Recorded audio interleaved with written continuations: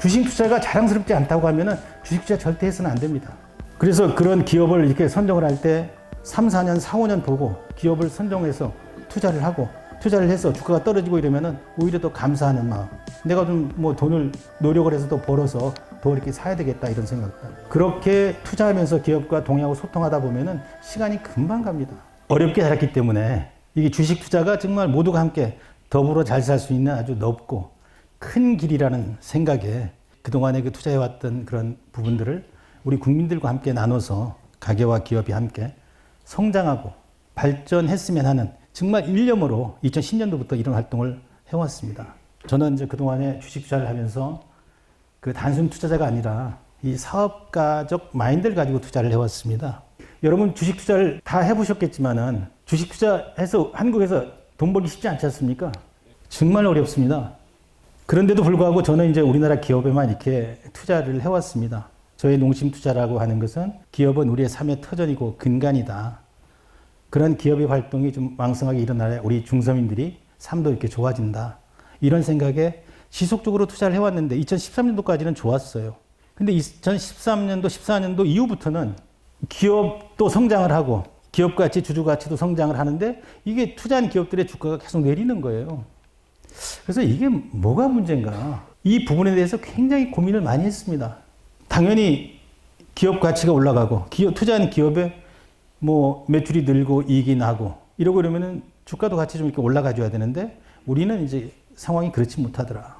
4개의 장으로 좀 구성이 되어 있습니다. 왜 한국 주식시장은 공정과 상식이 작동하지 않는가? 왜 한국 주식 투자들은 고통받고 있는가? 2장에는 이제 고질병을 앓고 있는 주식시장의 여러 가지 문제점.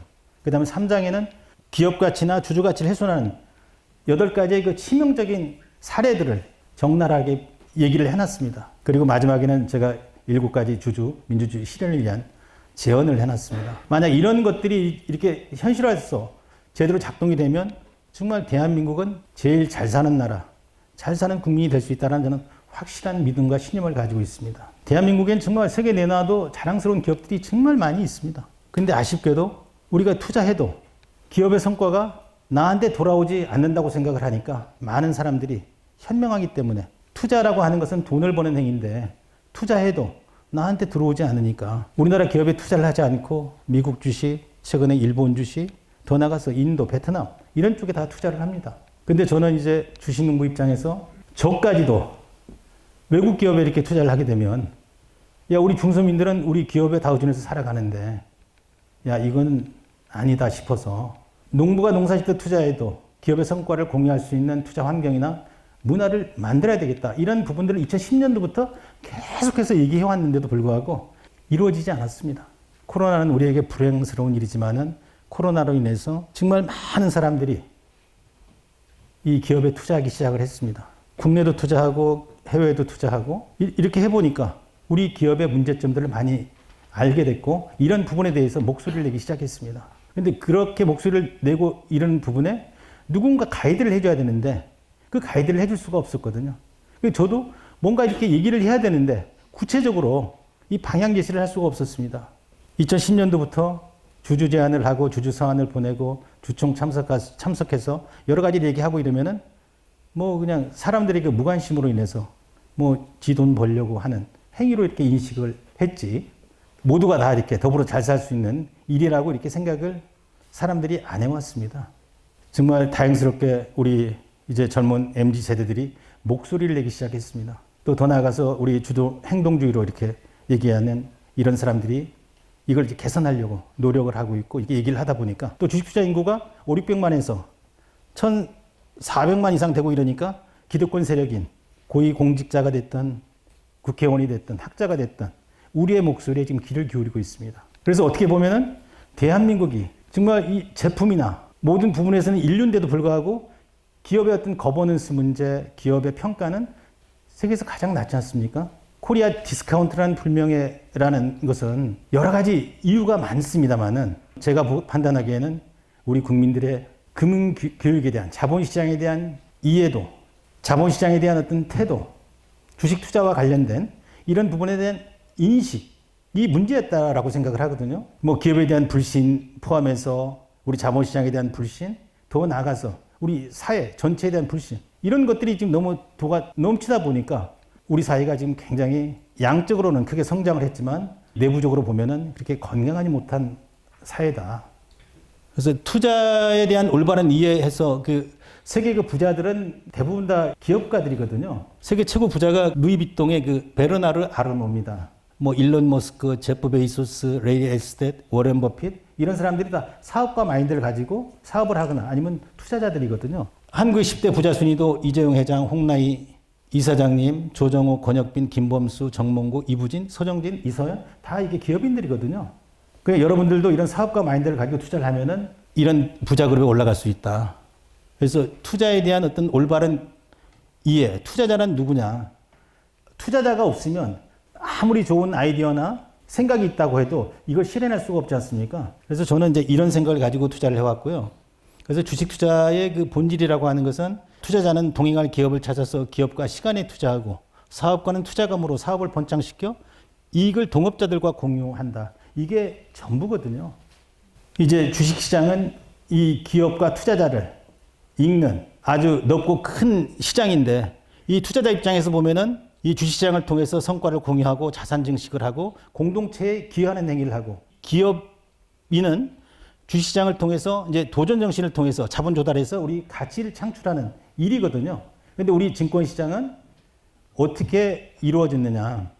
우리 증권시장에 이 투자자와 기업이 있습니다. 그 다음에 이걸 연결해주는 플레이어들, 증권사가 됐든 뭐 자산운용사가 됐든 자문사가 됐든 또 이걸 관리 감독하는 뭐 금융감독원 아니면 정부가 있습니다.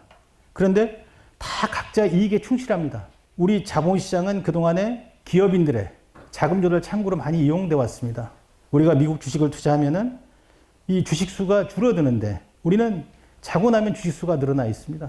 벌쩍하면 쪼개기 상장 통해 가지고 계속해서 지배주주는 돈 들이지 않고 증권시장을 통해서 자금을 이렇게 조달해 왔거든요. 또 더 나아가서 이 플레이어들은 정말 다양한 금융상품을 만들어서 수수료 수입에 요즘은 하다 보니까 ETF 펀드, ELS 펀드니 뭐 이런 쪽들 해가지고 중위험 중수익이라고 해서 별로 그렇게 도움이 안 되는 머니게임 형태로 우리 시장이 이렇게 이끌어져 왔습니다. 그런데 이걸 또 관리 감독하는 정부도 이 확실한 메커니즘을 모르고 있었기 때문에 그동안에 우리 시장이 완전히 투전판처럼 저는 끌어져 왔다라고 생각을 합니다. 이제는 이제 우리 국민이 나섰습니다.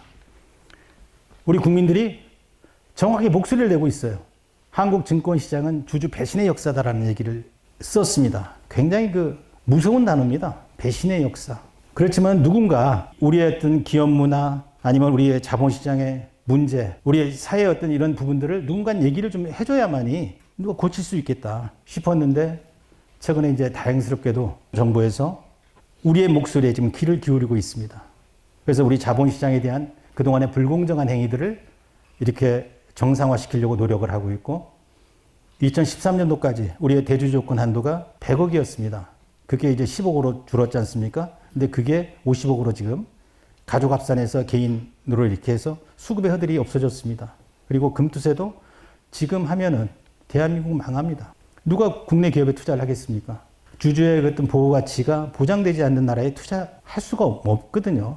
저 같은 사람, 바보 같은 사람은 투자할지 모르지만은 만약에 저도 그렇게 된다고 그러면은 저도 한국 포기하고 우리보다도 못한 그렇지만 비전이 있는 그런 기업에 투자를 해서 돈을 벌 수 있거든요. 우리가 우리나라 기업에 투자를 해주지 않으면 정말 우리 삶이 어려워질 수 있다. 우리가 우리나라 기업에 투자를 해주지 않는다고 하면은 우리의 삶의 터전이 어려워지거든요. 자본이 축적되지 않는 우리 중서민들의 삶은 정말 어려워질 수 있다라고 생각을 하거든요. 내가 해야 될 소명은 정말 농부가 농사짓다 투자해도 성공할 수 있는 어떤 투자 환경, 문화를 만들어야만이 대한민국은 누구나 다 더불어 잘 살 수 있다라는 확실한 어떤 담론, 신념을 저는 가지게 됐습니다.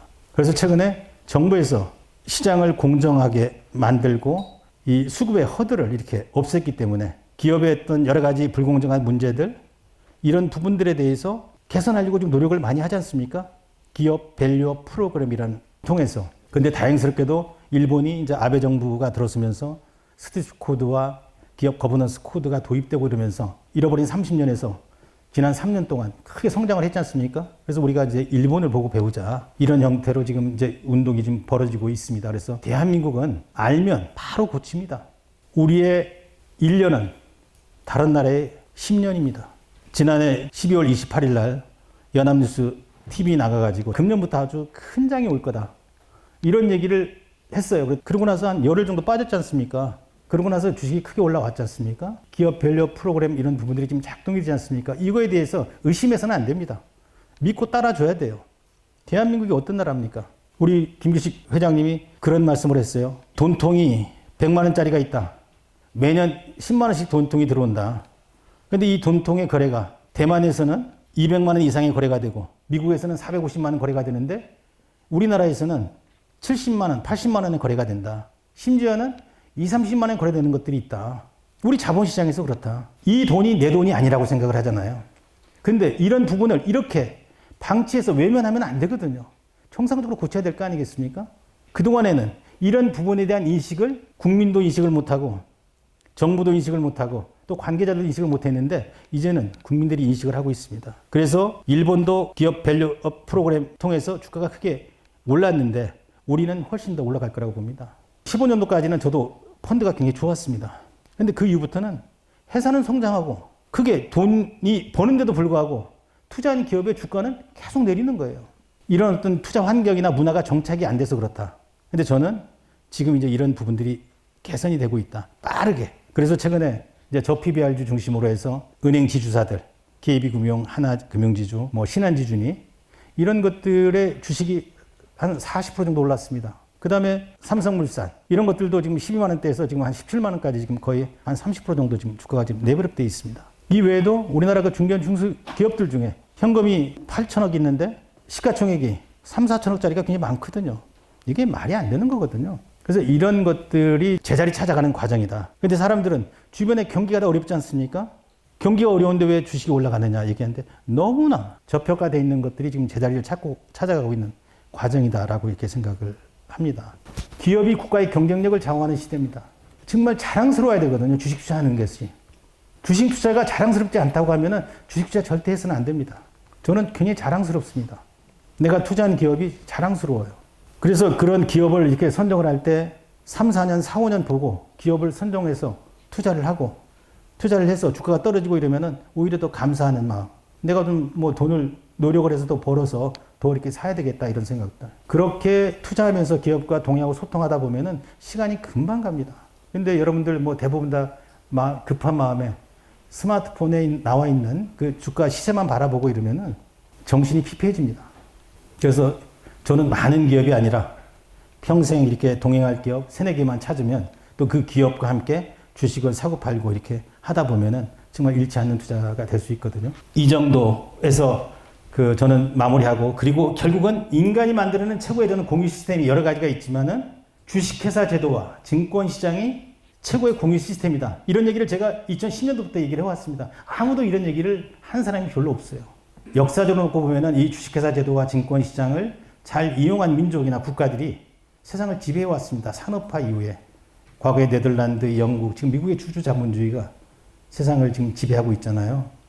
중국도 사회주의 공산국가지만은 자본 시스템을 도입해서 지투국가가 됐고 정말 세계 내놓아도 자랑스러운 기업들이 많이 있는데 아쉽게도 금융기관들 보면은 외국인들 지분이 70%가 넘습니다.